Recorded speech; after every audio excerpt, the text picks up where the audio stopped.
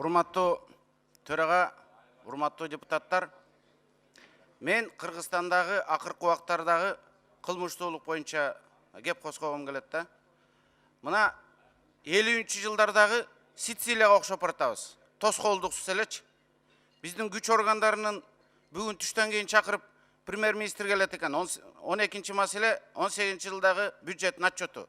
Ошондо премьер-министр күч органдары баары келет, жарым саат ушу кылмыштуулук боюнча бир жарым саат айтып койбойбу? Талкан жутуп алгансы премьер-министр унчукпайт. Мына Мадина базарындагы бизнесменди алып барып өлтүрүштү.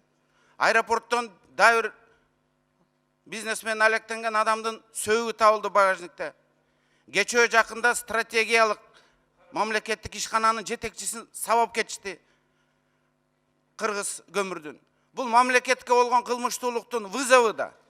Анан эми ошондой болуп атса баарыбыз көрмөксөн болуп отуруп алалы.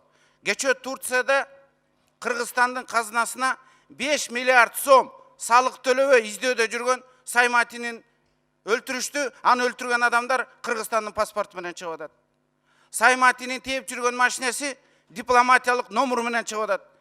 Эми ошону да көрмөксөн болуп унчукпай отура беришибиз керекпи? Премьер-министр да унчукпайт. Бул чипы да, Дастан Арыспеков. Бул чипы биздин издөөдө жүргөн адам дипломатиялык элчинин машинеси менен жүрсө. Же Батукаев эртең Россиядан элчинин машинеси менен жүрсө унчукпайбызбы? Бул чипы да алып келип териштирели да. Парламентке берген маалымат, урматтуу депутаттар, бул жалпы элге берген маалымат. Ошондуктан бюджеттин жана 18-жылдагы отчеттун караганда ушул боюнча жарым саат маалымат берип койсун. Ал эмне болгон номер? Эмне үчүн аны менен Саймати жүргөн? Эмне үчүн ага эч ким жооп бербейт? Биз эми Сицилия болобузбу? Унчукпай отура берсек, урматтуу депутаттар, эртең ошондой эле болот. А күч органдары Рахмат.